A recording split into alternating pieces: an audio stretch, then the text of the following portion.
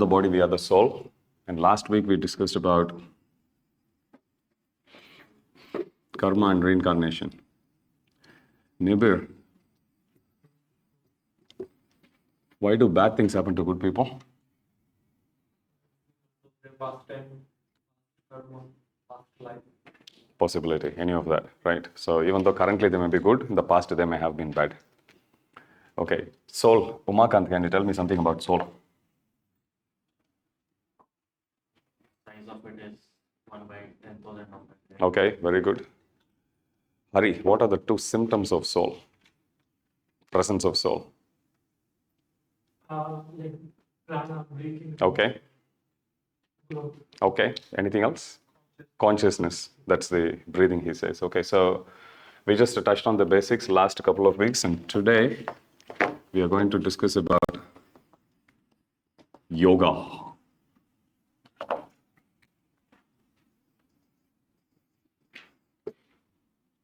So normally if you see, we were discussing, Sneha, excuse my drawing.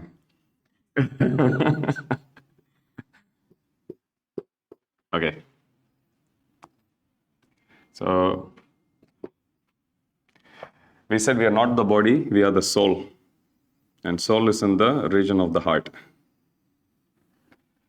So inside our heart, it's not just we are residing, there's one other person who resides.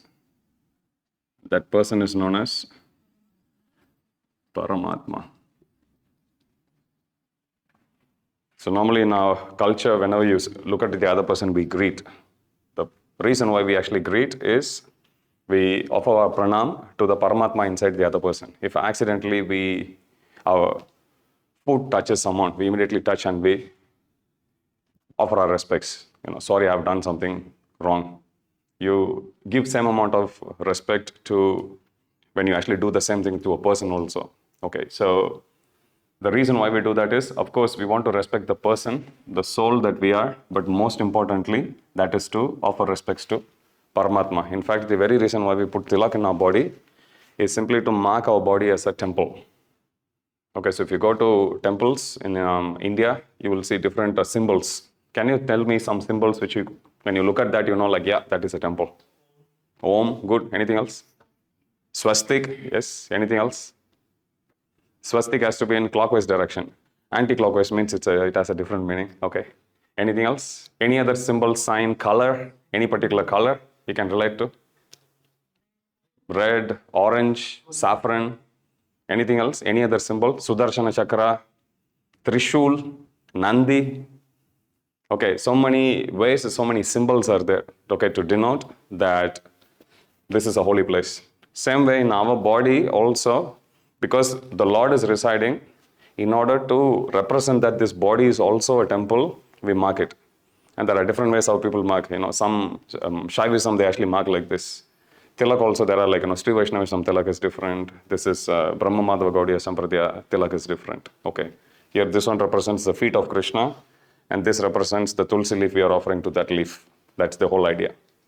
Okay, so like that you will come across our culture, the way how we actually live, the symbolism that we uses, the time and again reminds us, they depict that this body is not just the residence of us, but super soul or paramatma, Supreme Lord is also within us. Okay, so soul is known by the word atma,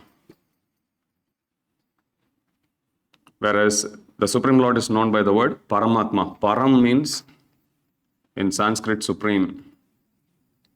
He is also Atma, which means he is also spirit soul, we are also spirit soul, but we are tiny, tiny part of spirit soul. As we said, 1/10,000th part of tip of the hair. But if you take Krishna, Krishna is so unlimited. Okay. Now, why is this important for us to know? We are residing in one place, Lord is also residing. There has to be a means with which we should be able to connect with the Lord. That process of connecting Atma with Paramatma is known by the word yoga. Okay, yoga comes from the Sanskrit word root yuj. Yuj means to connect. Okay, now same yoga you can connect. Yoga means what? Connecting Atma to Paramatma or Atma to Krishna, our soul to Supreme Lord. That process is known as yoga. The word yoga, it comes from its word root yuj. Yuj means to connect. Understand? Now this connection you can do in 4 different ways. Many ways you can do. There are 4 primary ways how you can do, which is spoken by Krishna in Bhagavad Gita. One way of connecting is through karma. Another way of connecting is jnana. Another way of connecting is Ashtanga or dhyana.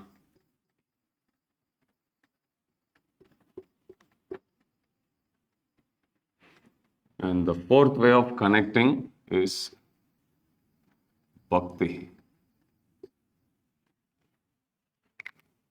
Now you tell me, if we connect our soul to the Supreme Soul or Super Soul, that connection is known as yoga. When you do that connection by means of karma, what is that yoga known as? Karma yoga. Okay. Karma means work. Whatever activity that you do, you use that activity to connect yourself with Krishna. That same connection, if you bring about by cultivation of knowledge, then it is known as Jnana Yoga. This is knowledge. If you go to holy places, you might have seen in videos, YouTube somewhere, you will see people sit in holy places and they read books. Have you seen it? Usually old people in our family, they also do. Our grandmothers, grandfathers, they read Ramayana, Mahabharata. Anyone here whose family, your grandmother, grandfather read that regularly? They read. And we'll be wondering, what are they doing? Wasting time. No, they are doing the process of Jnana Yoga. By understanding, reading, people may, if you come to a temple, we have one devotee, Abhishek. Every evening, he'll be coming. If you come to kitchen, I think he works in IT, he comes and he would wash pots for 3 hours. During the entire 3 hours, he would be reciting Ramcharitamanas in perfect raga. That is his bhajan and that is his meditation. Whole evening, every single day. You can come on any day, just go straight to kitchen and you stand there, he will just keep on reciting. His whole life is just that. Okay, he has a little son, his name is Angad. He's also very devoted. Whole evening, he likes to just be in the temple. Okay, his name, he has 2 names, Agastya. Once I called him Agastya, he said no, I have 2 names, he was telling me, little boy. Okay, so jnana, knowledge. Okay, people recite, they study Shastras, they study Vedanta Sutras, they study Bhagavad Gita, they study Puranas, Ramayana, Mahabharata, so on and so forth. But the way how they actually connect themselves with the Supreme Lord, that process is yoga. But that yoga, if you implement it by means of using jnana or knowledge, then it's known as jnana yoga. Same connection, the most famous of all the yogas, thanks to all the yoga schools. This process by which you do Ashtanga. Ashtanga refers to 8 limbs. Ashta means 8. When you connect yourself with the Supreme Lord by following this 8-step process, 8 limbs, it's known as Ashtanga Yoga. Ashtanga Yoga is also known as Dhyana Yoga. It is also known as Hatha Yoga. They all mean the same. Okay, Dhyana means meditation. This is the most popular version, wherein when you think about yogis, what do you think? Somebody closing their eyes, sitting in meditation. Okay, so that's why it's known as Dhyana Yoga. But to come to Dhyana, they have to go through 8 steps. We'll come to that later. And the same connection between our Atma and the Supreme Lord Paramatma residing within our heart, if you connect, that process of yoga, if you implement by using love and devotion, then it is known as Bhakti Yoga. So what we are doing now is Bhakti Yoga. I'm talking about Krishna, I'm speaking about Bhagavad Gita. You are trying to learn. You go to temple, you visit the temple, you offer your prayers, that's Bhakti Yoga. You watch something which is devotional, again it becomes Bhakti Yoga. You do some seva, we'll be taking some prasad at the end, hopefully, if one of you bring it from the car.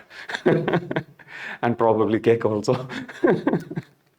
So if we do that way by which we actually connect with Krishna by so many different means, So many different ways of actually offering seva to him. Could be hearing, remembering, chanting, so many different ways. Then that process comes to be known as Bhakti Yoga, also known as the yoga of love and devotion. Okay, so this is how we are understanding yoga as per what Krishna has given in Bhagavad Gita. Is that clear? So we have Atma, I'll quickly go through, and Paramatma within our heart. Process of connecting Atma and Paramatma is known as yoga. That yoga, you can implement that yoga by means of karma or work, then it becomes karma yoga. When the same yoga you achieve, the connection you achieve through knowledge, it becomes jnana yoga. Same yoga you achieve through meditation becomes Ashtanga yoga or dhyana yoga or Hatha yoga. Hat means to forcefully do. That's the word root actually. Because normally when you do any asana, it's very difficult. Last week we were discussing, right? How many species are there? Remember anyone? That many asanas are there. Okay, so yogis, they actually do 8.4 million asanas. At least those many options are there. They can choose from how much ever they want to do, they will do. Okay, so this is the process or overall understanding. Now, before we go into detail, let's take a step back and understand a bit more about Ashtanga Yoga. Because this is something we come across. Generally, you ask people about yoga, they always talk about asanas. Yoga is different, yoga asana is different. Okay, asana is just one tiny part of the 8 steps. So when you take Ashtanga Yoga has got 8 limbs, as I said. First step is known as Yama, then Niyama, Asana, Pranayama.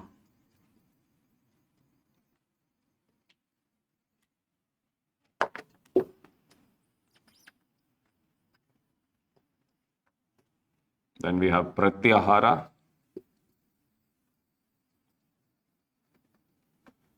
Dharana, Dhyana, and final stage is known as Samadhi. 1, 2, 3, 4, 5, 6, 7, 8. So Yama generally means things which you are not supposed to do. That's what Yama means. Can you tell me things which you think is very detrimental or not so conducive for bhakti or yoga? Alcohol. Anything else? Umakant. Drugs, smoking. Anything else? Hari. Violence. Yes. Meat eating. Good. Sex. Celibacy is also recommended for that. So Yama involves all those things which you are supposed to stay away from. As you rightly said, meat eating, intoxication, gambling, sex, anger, violence, jealousy, so on and so forth. Whatever negative that you can think of, you can put in that bucket. That is Yama. Niyama means things which are positive, things which you are supposed to do. Now tell me some positive things. Why everyone is keeping quiet? Never. Chanting, mantras. Can you tell me some mantras which usually yogis chant? Any mantra? Om, okay. Anything else? Hare Krishna Maha Mantra, Om Namah Shivaya, Om Namo Bhagavate Vasudevaya. You will come across. Om Namo Narayana. You will come across many like that. Okay, so this is Yama, Niyama. So chanting is one. Taking bath. Yogis usually take bath 3 times a day. They do deity worship also. In India, you go Ganesh Chaturthi. They make all nice. They fashion beautiful images of the Lord. Could be on the ground. If you go to Vrindavan, for example, they'll write Radhe on the ground. How many of you have been to Vrindavan? Anyone? Puri? Tirupati? Oh yes, now I'm seeing hands going up. So if you go to Tirupati, for example, Balaji is big boy, so tall, right? So he's Swayambhu. So they worship. That's an image of the Lord. So Niyama also involves, if there is already a deity, they would go worship, or if there's nothing, they would actually make a deity, okay, out of 8 different material. Okay, so if you look at Dhruva Maharaj, for example, he made a deity of Krishna using clay. Okay, so like that, deities can be made of like 8 different material, it's given. Okay, so this is niyama. Yama means things you are not supposed to do. Niyama means things you are supposed to do, like worshipping, you chant the mantra, you fast also, you again subsist with only fruits and roots, whatever that's actually available. Like that. Simple living is actually recommended for somebody. So yogis, when they go to forest, they abstain completely from all the don'ts. They actually start to do which are do's. Once they do these two, that is when they get qualified to do asanas. Okay, so to come to even this stage, it takes a while for them to abstain, come to this level. Then when they come to this level, here is where they master all the different asanas. As I said, there are 8.4 million. Each one will have their own different types of asanas. Some instances you will see some yogis, they go under the water and they do meditation. Might have come across.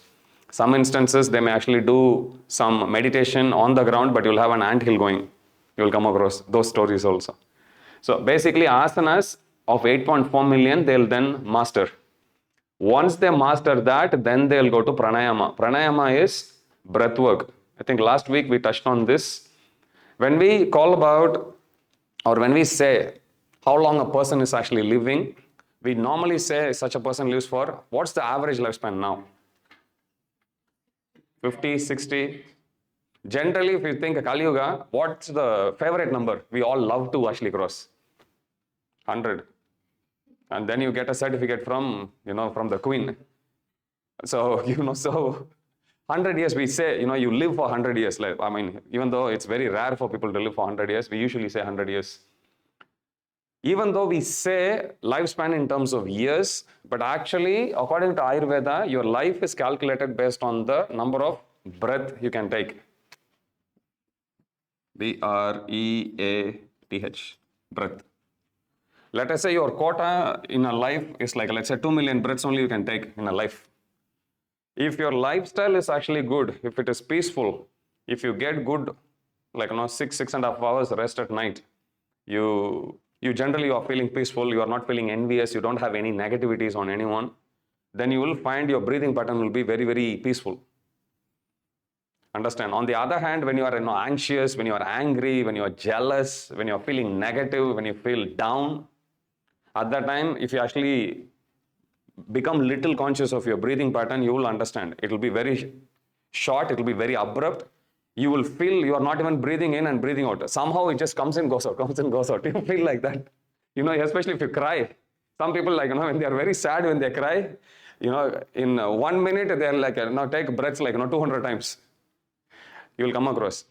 Okay, so the number of our lifespan is actually counted based on how many breaths we can take, which means as soon as we are born, the quota is there. Based on our karma, there is a certain quota. This is how many breaths you can take. Even though we say people live for 100 years, 200 years, that's not how lifespan is measured. Okay, according to scriptures. Scriptures measure our lifespan based on how many breaths we can take. 2 million, I just throw a number out of the blue. This number varies based on different individuals. Now this breath, if you lead a proper lifestyle, you follow a certain diet, you follow a certain meditation, you follow a certain practice, you do certain asana, you lead a life based on the prescriptions as given in the scriptures, then these 2 million births, you can stretch for even 500 years, you live for 500 years. But if you lead a very unhealthy lifestyle, you don't get proper rest, you don't eat properly, you don't deal with people properly, you are surrounded always by some negativity like that, then this 2 million births you can even finish in 50 years also. In which case you will die in 50 years.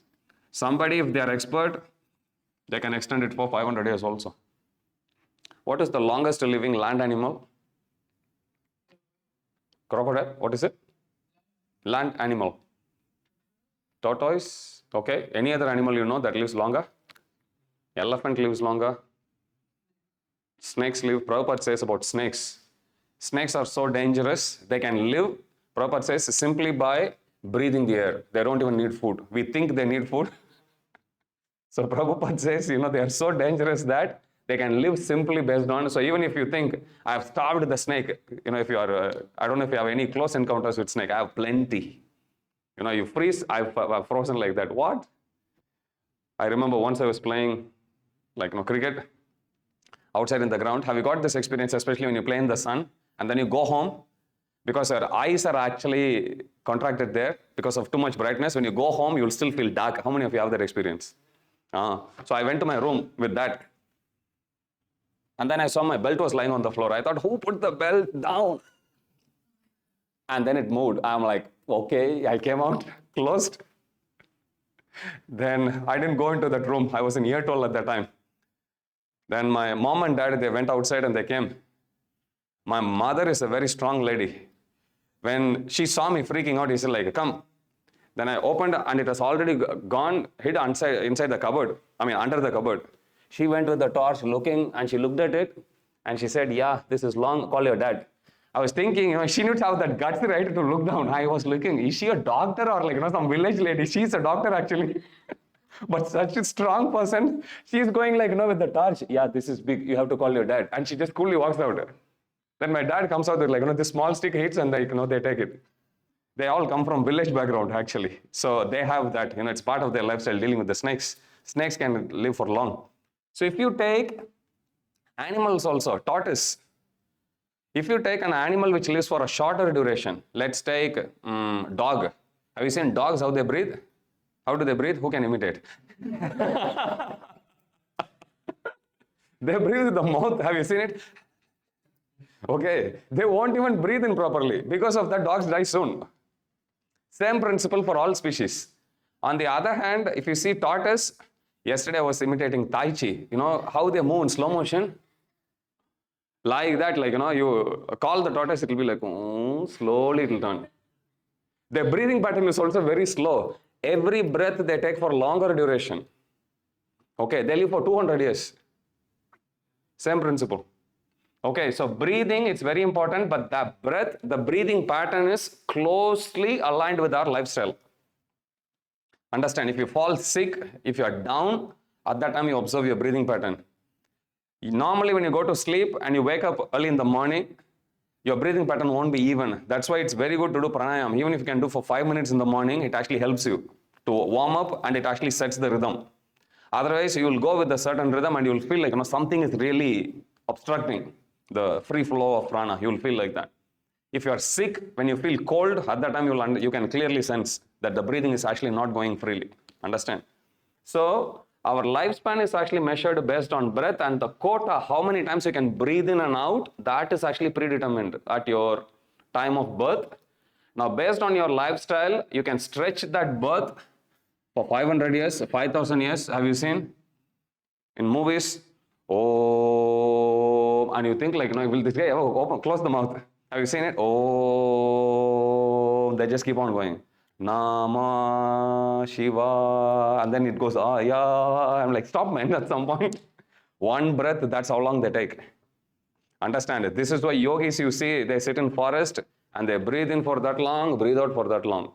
Or Om Namo. Have you seen that mantra? It never goes Om Namo Narayana, Om Namo Shivaya. Nobody says like that. It goes like that.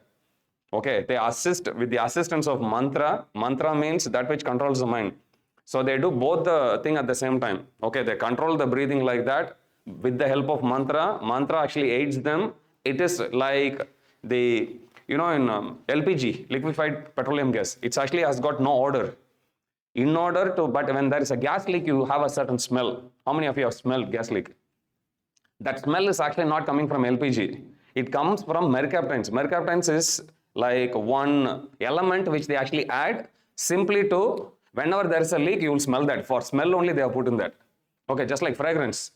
You have some soap, nice soap. You come across sea salt soap, lavender soap. Who cares what is it? Will it actually take the dirt away? But they put the fragrance there simply for smell. Understand? Like that. Likewise, sometimes this is like the benchmark with which they go. When they breathe, they need to know how long they are breathing. So they closely tie it up with mantra. Okay, and they get both the benefit of controlling the mind by chanting mantra, at the same time controlling the breath also. Understand? So this is prana yama. It's actually pranayama, which means, technically means prana is the life breath, the air that you breathe in. Ayama means to stretch the breath. Okay, that's how the name comes here. Okay, instead of breathing in, breathing out, instead of that, they breathe in. Slowly. They're stretching the breath, understand? And then they breathe out also slowly. That's why it's known as pranayama, literally meaning stretching the breath. When you stretch the breath, the same 2 million, instead of using in 50 years, you can stretch it to 500, 1,000, 2,000. That's how you come across the sages. They lived for many years like that. And by the way, this whole process to master will take 60,000 years only.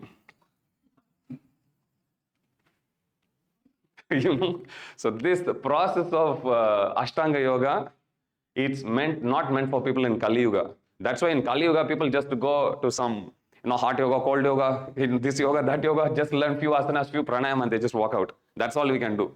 So I'm saying you can still do pranayama for your own good, but you don't need to, you cannot, because unless you master these three, you cannot go there. Okay, it goes cumulative this way. Okay, so that's the fourth level, which is pranayama, which literally means stretching the breath. But the more you stretch the breath, more your lifespan also will increase. Depending on your quota of breath, until you finish the last breath, you will actually stay alive.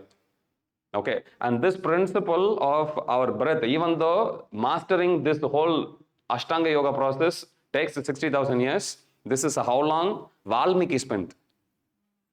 Heard about Valmiki? Who is Valmiki? Yeah, the author of Ramayana. This is how long he took to master. And you will almost come across similar figures. Like, you take Vishwamitra. Vishwamitra, 10,000 years, when he was doing this, already Indra became insecure, he sent Menaka. Then again there is a stop.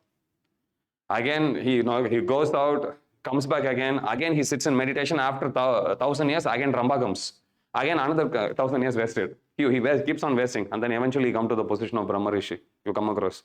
So many ancient stories, the Puranic stories you read, they speak on tens of thousands of years. In Satya Yuga, the duration, how long people lived was 10,000 years. 100,000 years.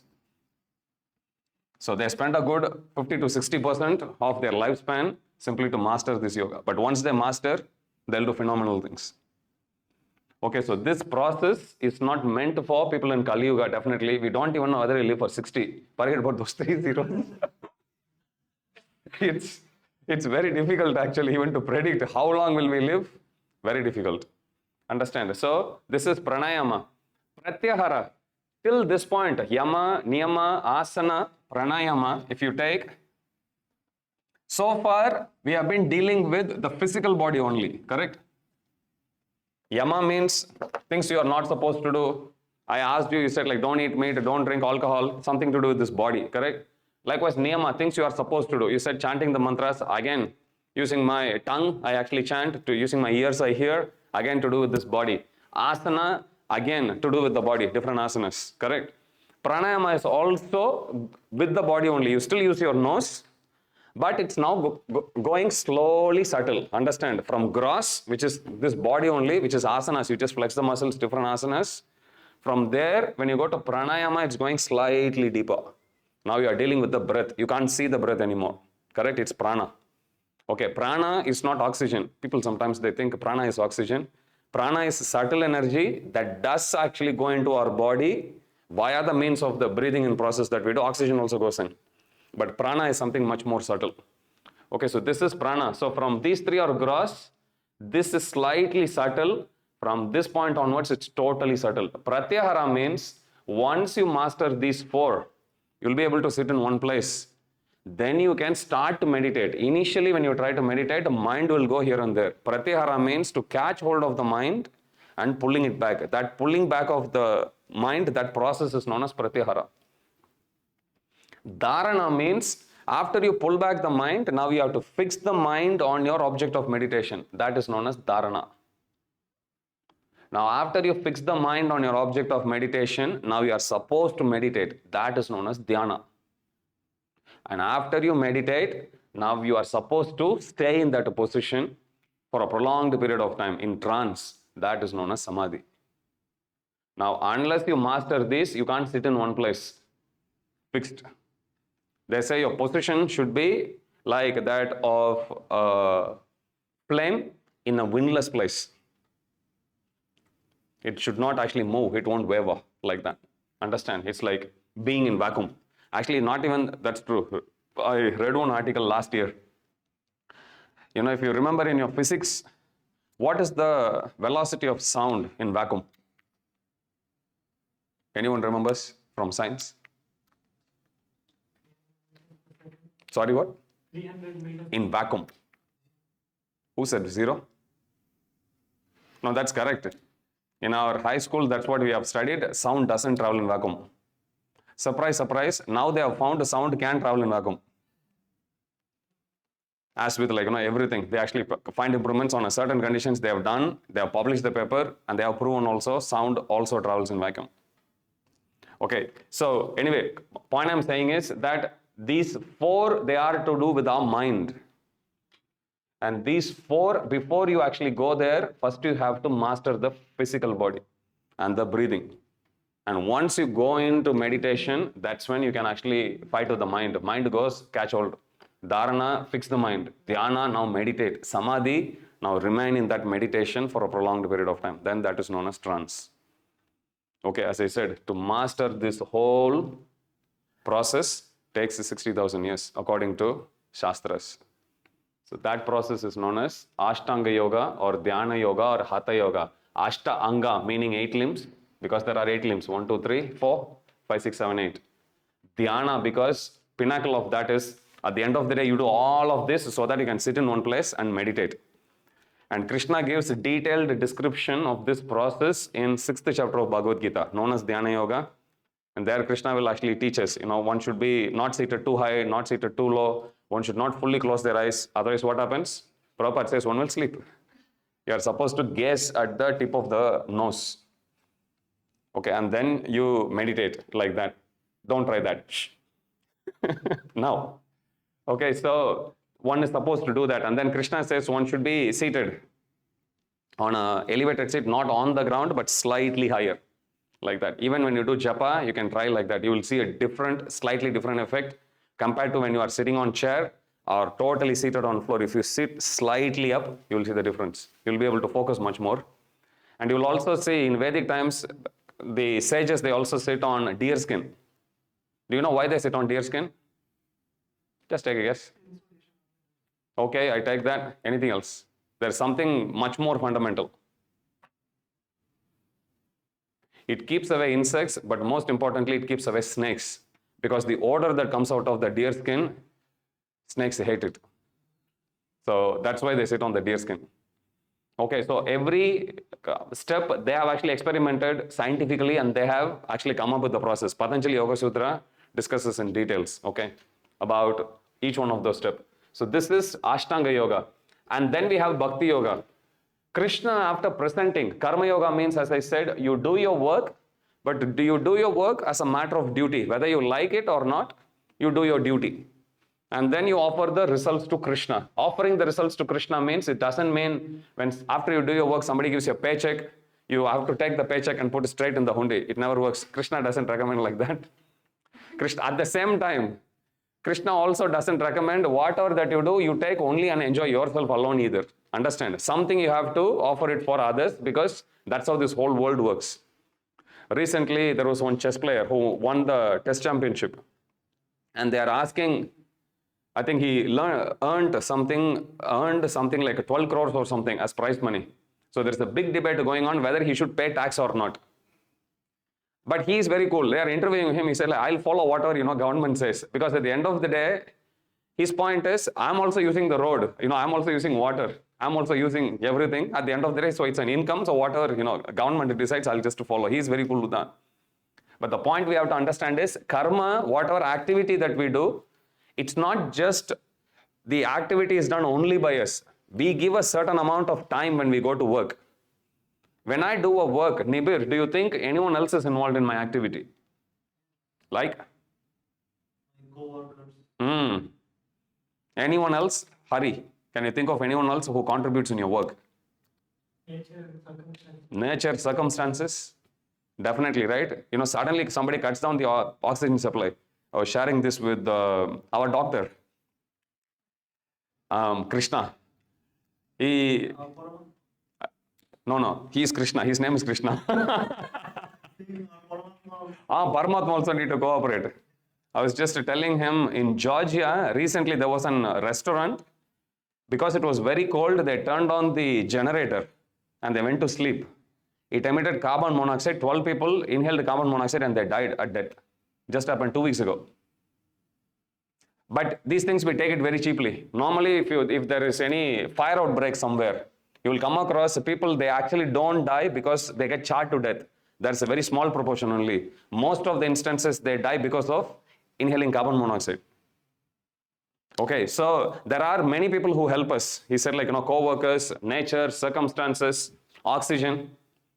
Scriptures say whenever we are born, we are actually indebted. We immediately, whether you like it or not, you have a certain mortgage to pay to few personalities. Deva, Rishi, Bhuta, Apta, and Rinam, Pitirnam. It's given. 6 people you are indebted. If you are born in this world, means you are indebted already. Okay, you are indebted to Deva. You get sun, you get moonlight, you get everything. Okay, according to Bhagavad Gita, sunlight is required for photosynthesis, for something to grow. But the taste of the food comes from moonlight. It's given like that. Krishna speaks about it in Bhagavad Gita about it. Okay, so the taste, the rasa of any food that we actually take, the juice that we take, it comes from moonlight only. That's something we can't artificially imitate. So as soon as somebody is born, we are indebted to so many different agents in this world. Sunlight, moonlight, electricity, wind, vayu, different departments only. Okay, likewise, Rishi.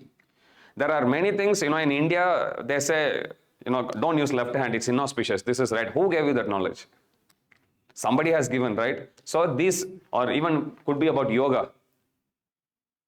Could be like, you are supposed to go to bed at a certain time, wake up at a certain time. Who gave all this knowledge? We take it for granted because they come to us for free. But somebody has given that knowledge. Again, Bhagavata Puran says, Rishis, we are indebted. Deva, Rishi, Bhuta, we are indebted to other living entities also. You might have come across, pollination. Insects have to actually go from flower to flower, for example. Likewise, there are so many. If you look at the whole ecosystem, there are so many different living organisms we are actually indebted to. Agree? Like that, Deva, Rishi, Bhuta, Apta, relatives, so many people. Nrinam, Pitarnam, other humans. Whether you like it or not, during COVID time, somebody had to put their effort to find the vaccine, correct? We didn't sit and do. Even though we have time to do, we don't know how to do.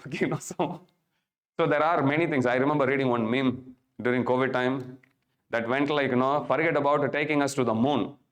First help us come out of our home, It's very easy. You have time, you make memes only, but you can't develop a vaccine.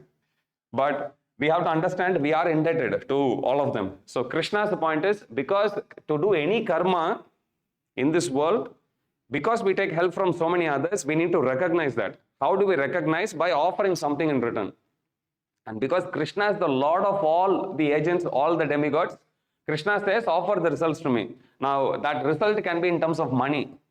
That result can be in terms of just thanking the Lord. Even that's a result. You give the credit to Him.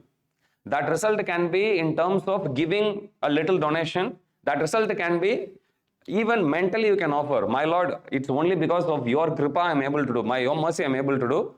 Please bless me. I am offering all these results as a prize to you. Even that level is fine. It is karma yoga. This way, whatever activity that you do, if you bring up that connection to Krishna by this type, then it is known as karma yoga. But the same appreciation, you can actually go deeper by studying Shastras. You will come across, people suddenly they take movies. Garuda Purana, you will come across one movie. How people actually go through after they die, what kind of different punishments they go through. Or Ayurveda, for example. Who taught us all that? So there is a certain knowledge that is coming from scriptures. Scriptures comes from Krishna. So you study those scriptures and develop that connection with Him. You appreciate, you understand about Him. Like currently we are discussing Bhagavad Gita.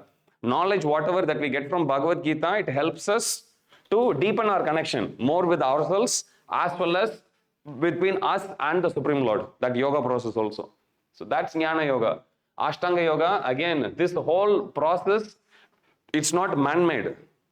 Okay, it is also given by Krishna only. It's coming from Shastras only. Patanjali Yoga Sutra, you will come across. Bhagavad Gita, you will come across. Puranas give so much detail about this. Likewise, Bhakti. Each one of these, it is a certain discipline. Krishna, after mentioning about karma, jnana, ashtanga, Krishna himself recommends bhakti. And he rates this one higher than the other three different types of yoga. Why? Because bhakti is one process you can start even before you take birth. If there's a pregnant lady carrying a baby, pregnant lady hears kirtan, it benefits the baby. Pregnant lady eats prasad, benefits the baby. Pregnant lady goes to temple, the vibes benefit the baby. You know, even in modern research they have actually done, they have analyzed the habits of the kids born of ladies who were smokers during pregnancy. And guess what they found out? Shockingly, kids, because they are so used to that, they had a much higher percentage of becoming smokers themselves. Dangerous. Converse is also true. Converse is, if there is a pregnant lady and she is actually doing some devotional activity, chances are more for the baby also. In Purana, there are stories. You will come across like that. Okay, Kayadu, who is Hiranyakashipu's wife, when Hiranyakashipu went to the forest to do meditation, Narada Muni comes and preaches to her about Brahmanyan. Even though she was asleep, Prahlad Maharaj was still in her womb, he was actually hearing, and Narada Muni continued. When Prahlad Maharaj was born, he becomes a pure devotee, simply by hearing. You come across the story of Abhimanyu, how when he was in the womb of Subhadra, he heard about the knowledge of Dhanurveda, especially about Chakravyuha, but he heard only one half of the story. Arjuna didn't narrate the other half. So he knew how to go in, but didn't know how to come out. She fell asleep. So you come across instances like that. Understand? So even in Vedic times you come across, but this is proven in modern science, wherein they did the research and they found the kids born of women who are smokers are more likely to become smokers themselves. Understand? So bhakti, we are saying in the positive sense, which means even if a mother is actually doing bhakti while carrying a baby, she reads the Shastra, does so many things, you can actually see it actually affects the child. You can go home, whenever you get to meet your parents, you can ask them, did you do any devotional activity when I was like in your womb? They may be able to tell you something. My mother told me she used to read stories of Vivekananda. I said, see, that's the reason why I became a monk. I put the blame back on you. That's the reason. You take the blame, not me. So you come across like that. Understand? So bhakti, Krishna says this is so easy, anybody can do, even before birth. After birth also you can do. Okay, normally, according to Shastras, we have 5 senses. Which is the first sense which you think becomes active even before birth? Sense of seeing, smelling, tasting, touching, hearing. Okay. Touching, okay. We have got 3 more only. Say that also. Sense of hearing. It said that's the first sense that gets activated when you die, when you are in the deathbed about to die. Which sense gets deactivated at the end? Doctor, take a guess. Hearing again. If you see people when they are actually in their deathbed, they can't see, they can't smell, they can't taste anything. But still somebody near and dear ones, they'll put their ears close to their mouth and try to do. Or if they have to speak, they'll still go close to their ears and they'll speak. Hearing is the first sense that gets activated. Hearing is the last sense that gets deactivated. What does that teach you? We can actually do bhakti even because to hear you don't need to do any work. You can be on your deathbed. Somebody may be chanting Krishna's name. That will benefit you. You may be within the womb of your mother. You may not be able to do anything. Still, if somebody actually chants Krishna's name, you can still hear. Understand? Bhakti means you just need to be there. That's all. You don't need to do anything. Just be there. Okay. Exactly. They chant in the ears. You will come across. It's given in, if you read Bhagavata Puran, it discusses about different avatars. Dasa avatars, it speaks about many more. 22 avatars it speaks about. It speaks about Lord Ram also. It mentions after Lord Ram killed Ravana, came back to Ayodhya, became coronated as the king of Ayodhya, and then he performed sacrifice literally every day. Different yajna. And it's mentioned that Every day as he performs yajna, he would go give charity. Giving charity is part of the yajna process. And he would go distribute free food. He would go take care of people. He'll give gifts to people like that. And it's given there are many people who assisted Lord Ram every day doing different activities. But there's one group of people who are most of them are like us, who never did anything. It's given in Bhagavata Puran. All they did was they just hanged out with him. Nothing else they did. But then Bhagavata Puran says, even they also went back with him. So in Bhakti, actually we don't need to do anything. Just be with the people. Somebody will sing, okay, sing. If nobody is there, okay, nobody sings, just look at Krishna. Somebody will cook prasad, somebody will bring, not somebody, we have to eat. So now we can happily eat. So we actually don't need to do much. Even before you are born, you can practice Bhakti Yoga. This is the only yoga which you can do. Even at the time of death, each one of this will give up on you. You can't do karma that actively anymore. Jnana, eyes will give up on us. Ashtanga, forget it. You cannot do. There is a type of yoga called Char Yoga. How many of you have come across that? Char Yoga they do. Because beyond a certain age, you cannot actually use your limbs properly to do yoga. So there is a whole branch of yoga. This is modern invention, wherein you use chairs as your support. That's like your leg basically.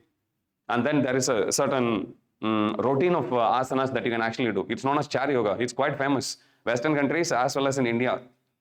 Okay, you can go through them. So this is these yogas that you actually see here, they have a certain shelf life. That doesn't mean you shouldn't do Dhyana Yoga. You can still do as much as you are able. Okay, if you want to stay out of arthritis, you better get into the habit of walking. You need to do. Otherwise, your synovial fluid within, that is used as a lubricant in your joints, it's not going to actually be secreted out. And that's a problem. Okay, you need to keep bending like this. Okay, walking is given as an easy exercise. So you keep doing it, lubricant will always go. Because when you sleep, what happens is, body will actually understand now you're not going to move. So the liquid will actually go inside the sac. It won't get secreted. So that's why early in the morning when you get up, you get this sound to talk. That's not because of that. But you will find the joints actually not moving smoothly. Because the lubricant is not there. As you start moving after 1 hour, 2 hours like that, you will start to see. It moves much more freely. Arthritis is when that liquid dries up and you have a problem there. Okay, so some things you need to do as much as you are able. But understand, none of this can actually be performed throughout your life forever. That's not possible. This you can do. So Krishna says, Tatyaham Sulabha Partha. Therefore, Arjuna, this is the most easiest. Of 18 chapters of Bhagavad Gita, first 6 chapters, Krishna speaks about this hierarchy. Okay, I've touched on the basics of Bhagavad Gita, concepts last couple of weeks. Now we are slowly coming to a very bird's eye view of Bhagavad Gita. First 6 chapters covers all these 4 different types of yoga, especially these 3. Krishna goes into detail of all these 3. First chapter goes with Arjuna lamenting. Second chapter, Krishna presents the entire summary of Gita. Third, fourth, fifth, sixth, Krishna covers these 3. And then 7th chapter onwards, Krishna spends on Bhakti Yoga for another 6 chapters. He spends only 1 chapter for Ashtanga, 1 chapter for Jnana, 2 chapters for Karma Yoga. Understand? So you come to 6 chapters, but from chapter 7 to 12, Krishna spends 6 chapters discussing about Bhakti Yoga. And Krishna, he gives the detailed analysis of each one of these yoga, but he himself recommends Bhakti Yoga. If an author is actually doing analysis and they are presenting, we need to just take it from the author. Krishna himself recommends us to follow Bhakti Yoga because, again, as I said, this is the easiest. Krishna uses many verses where he actually says, Swalpam apesya dharmasya trayate mahato bhayat. Even if you do little progress on Bhakti Yoga, it will give you greater benefits. Okay, so like that, whether you understand it, whether you do it consciously, unconsciously, Bhakti doesn't matter. Somehow or other, if you are in a place where Bhakti is performed, even if you don't perform, even that is good enough. That's how powerful Bhakti is. Any questions on this? Yes.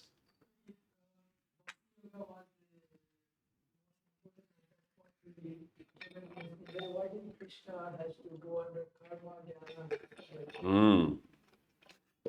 Umakant, you heard his question. If bhakti is the most easiest, then why did Krishna go a roundabout way and confuse people with the other three types of yoga? That's a very good question.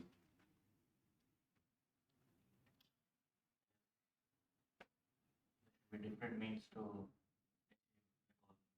But his point is, if there is a shortest route, why should he actually speak about the other three? Hari. I think they are all paths to realization. Okay, they are all paths to realization. But his question is, if something is the quickest and the easiest one, why speak about the roundabout way? Like choice, like different people have different choices. That's the answer. Everyone's psychophysical nature is different. Okay, so in Vedic times, if you see, everything, they do it like a festival. Okay, if you even read Krishna stories, you will see, Krishna doesn't have to do nothing. Krishna sleeps like this, he turns around, that's all. One big festival, they celebrate. Wow, wow, wow, wow, wow. You know, Krishna turned around. They celebrate even now. You go to Puri, they still celebrate. Krishna kills one demon, again they celebrate. Krishna gets saved, again they celebrate. Okay, but if you see in Vedic times, everything, samskar, you know, from Aditya Darshana, when a baby is born, first time when the baby is actually brought out of the home and shown the sun, and the sun, Surya Bhagavan is also looking at the baby. It's known as Aditya Darshana. There is a samskar we do. Okay, so you bring the baby out and then you show. Like that. There is Vidyarambha, when the baby writes the first alphabet, for example.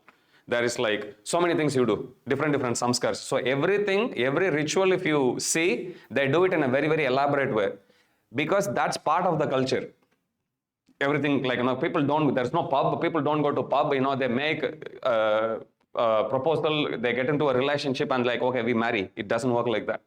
Okay, there is a clear process which they actually follow. They follow astrology, they follow whether the nature of the person will actually be suitable for, like, you know, for both of their well-being, mental well-being. They do, even before having sex, there's Garbhodana Samskar. They actually think, will the conception proper? Like that. If you look at, you know, Vedic stories also, for example, Hiranyakashipu was a big demon. But then how did his son ended up becoming pure devotee? Technically, demon's son is supposed to be another demon. Isn't that what we have been seeing? Have you ever come across any demon giving birth to pure devotee? No. But how is that possible? Because Hiranyakashipu goes to forest to do tapasya. At that time, two birds come and chant Vishnu's name. One of them is Narada Muni. He asks Vishnu. He comes and, like, you know, says Vishnu, and he is already so much angry on Vishnu because Vishnu had killed his brother by then, Hiranyaksha. So he wants to, like, you know, seek revenge. But as soon as this name comes, he gets disturbed and he gets up and he, like, you know, who is this Vishnu, like that. He abandons his attempt to do meditation in forest, goes back home, and when he has sexual intercourse with his wife, that is still disturbing. Thinking Vishnu like that. That's how he ends up giving birth to Prahlad Maharaj, who is a pure devotee. Understand? So everyone's psychophysical nature is different. Some people cannot take up bhakti directly. They will take long, even though that's not the smartest thing to do. But the choice is like that, unfortunately. Understand? So even though bhakti is the quickest, bhakti is the most effective, bhakti is the only process which you can do even before birth and until the point you actually die, and even after. Bhakti is the only process that retains the result even if you are not perfect. You attain 20% perfection, next birth onwards you will start from 21%. Bhakti is the only one that guarantees. Still, people want to try other things, unfortunately. So Krishna, as all-loving father, he allows people to make choice. Okay, you don't want to come to me directly, fine, go around. And then we hit the roadblock and you think, Krishna, it's paining, I told you so, come. So then somehow people come to bhakti. So each one is like a step. So you have karma here, you have jnana here, you have dhyana, yoga, and then you have bhakti yoga. Even if somebody takes a roundabout way of coming, first step, second step, third, and then they can go fourth. This is one way. Or somebody can take bhakti directly. Prabhupada would say, somebody takes a bhakti yoga directly, they are like taking the elevator path. Other people, yeah, because they have curiosity, they want to actually try things. Only problem is it's not possible to go all the way up in one lifetime if they go this way. As I said, each one has got its own duration that it's actually going to take. Like, it's like a different course. If somebody tells you you can get your degree in 1 year versus, you can get your degree in 100 years, which option will we go for? Naturally, we'll go for the quickest path, right? So that's why Krishna says Bhakti Yoga is the quickest, but people's psychophysical nature is different. They still want to try out. Krishna says, all right, if you want to try out, here you go. And he gives that information. Any other question? Breathing. What I understand is the faster you breathe, the less the lifespan gets Correct. shorter. So people who are usually engaged in sports or running, etc. So does that mean their lifespan is Yeah. I once said that. It's a good question. Somebody asked me, but Milka Singh lived for 90 years. What you don't know is, if they had actually controlled the breathing pattern, maybe they might have lived for 120 years. Okay, that's why even running unnecessarily is not recommended. When people have sex, they lose breath, they lose life. Nobody does yogic style sexual intercourse. You cannot do. Understand? So normally that's why it's said, even in Ayurveda, the more sexual activity people have, unrestricted sexual activity people have, duration will actually reduce. Likewise, if somebody has a very negative disposition towards others, you'll come across, people when they get angry, they'll be hissing. Nobody would want to even come nearby to them. They are all irregular breathing patterns. Everything. Your lifestyle has a bigger role. Yesterday I was sharing this in the youth class. Prabhupada writes in Bhagavata Purana, it's given, Srimad Bhagavatam, it's given, that in Kali Yuga, the symptoms of the people who live in Kali Yuga, Prayana Alpayusha Shabya, Kalau Asmin Yuge Janaha, Manda Sumanda Mataya, Manda Bhagya Hi Upadritaha. Without going into the detail, the people in Kali Yuga will be short-lived. That's one thing it's given. Prayana Alpa Ayusha. Ayusha means lifespan. Alpa means what? Very less. Alpa Ayusha means, if in India, if somebody dies untimely, people say, he's Alpa Ayusha. Okay, Alpa Ayusha means very small lifespan only. So in Kali Yuga, generally people will have Alpa Ayusha. But Prabhupada says in the Bhagavatam that we may think Alpa Ayusha is because of lack of food, but it's not because of lack of food. People have Alpa Ayusha because of irregular habits. Surprise, surprise. Because of irregular habits. When you don't sleep at a certain time in a day, you are going to end up actually lose a lot more of your lifespan. You eat at the same time during the day, so your body is actually accustomed to digesting the food easily. You wake up at the same time. You work at the same time. So you can go in harmony with Mother Nature that way. Some people you will see, they'll wake up at 10 o'clock at night. And they say, I'm feeling very efficient. You are not efficient because there are a lot of things you are also going to lose. Melatonin, you are going to lose. You get only when you get rest at pitch black darkness. You are not going to get the same amount of rest if you take rest for the same duration during the day. Your body won't feel same amount of rest. Okay, immunity will actually go low. So many things are there. Okay, so intelligent thing to do is go with the flow. Early in the morning, generally it is said, even if you go to the ocean will spit out all the filth it has early in the morning only. Even ocean doesn't clean itself during daytime, not nighttime, it's said. Early in the morning only it spits out. Because early in the morning, even nature knows this is the time when I can clean. That's why we recommend generally early in the morning, Brahma Muhurta. If you go by what Sanatana Dharma teaches us in Shastras, you wake up at Brahma Muhurta and then you perform spiritual activity. So one thing is it's easy to perform. Second is it is the most effective time to actually perform. You do it at that time. Just like how ocean is cleansing itself, we can also cleanse ourselves. Consciousness is clear. It's like charging our mobile phone of our consciousness like that. Okay, so that's why. But yes, unrestrictedly, if somebody just keeps on running, doing and everything, externally they may think they are actually increasing fitness.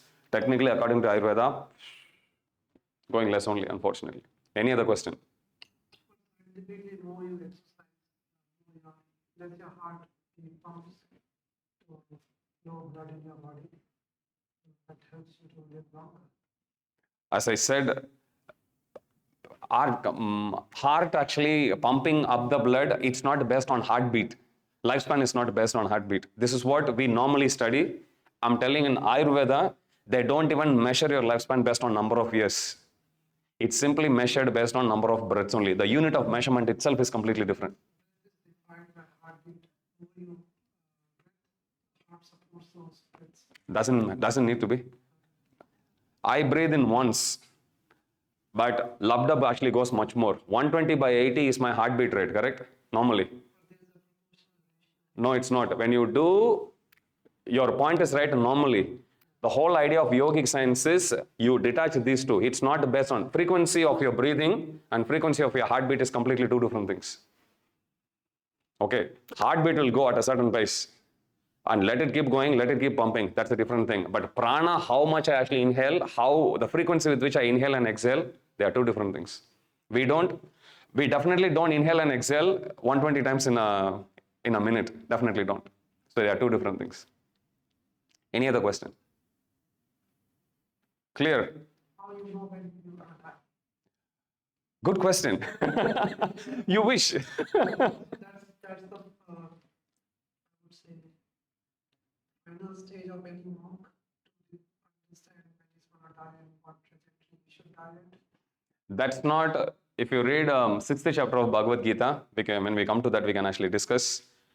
It doesn't matter when you die, how you die. What matters is how you live, according to Shastras itself.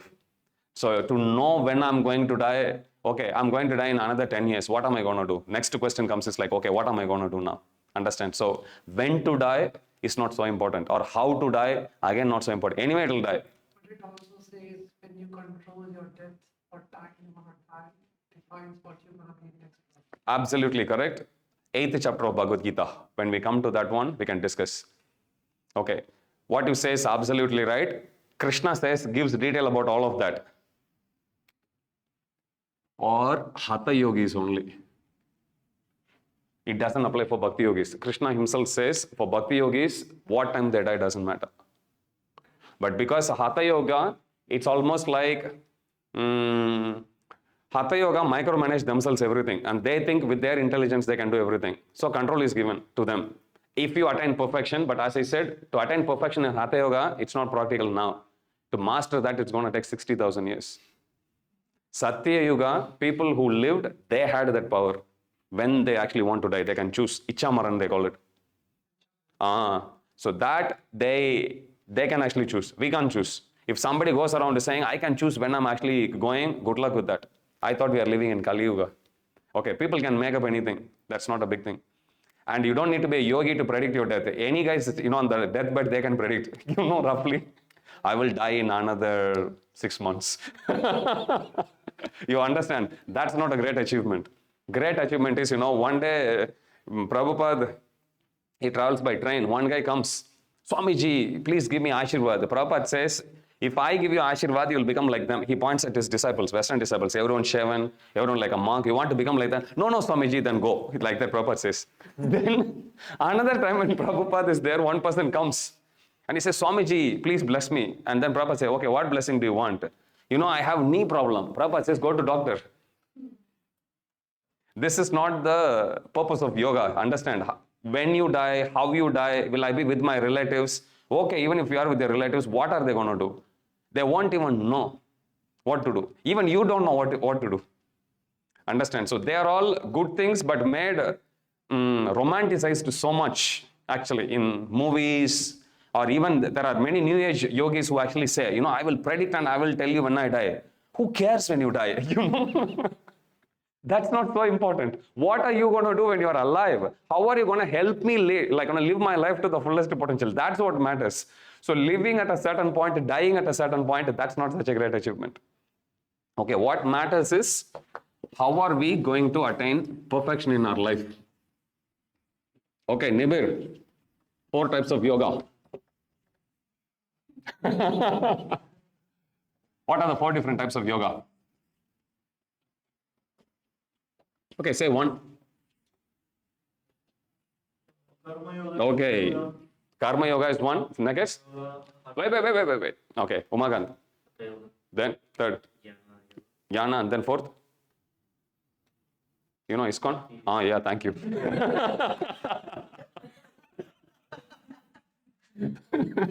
Okay, very good. Karma. Yoga means what?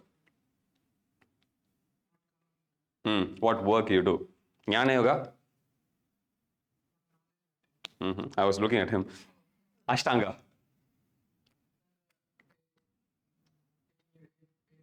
8 limbs. Okay, Dhyana yoga. Bhakti yoga?